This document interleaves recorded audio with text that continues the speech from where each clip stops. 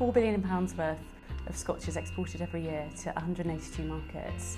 And this year we've seen real growth in some established markets, and they're always evolving, so we're continually finding new ways to market and sell Scotch everywhere.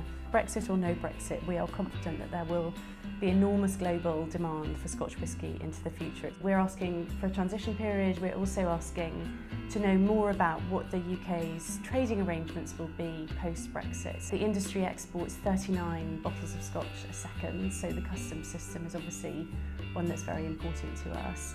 Well, that will start an interesting conversation between us and the two governments about what the best business environment is for Scotch, how best we can flourish in that sort of environment. What would an industrial strategy look like for Scotch whisky or for distilled spirits more broadly?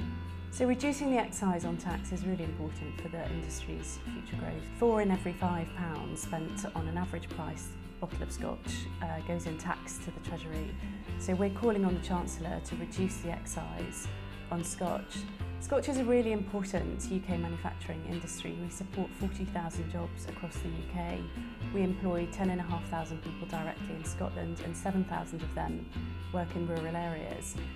The Chancellor raised tax by 3.9% in the budget in March this year, and sales dropped by almost an equivalent figure.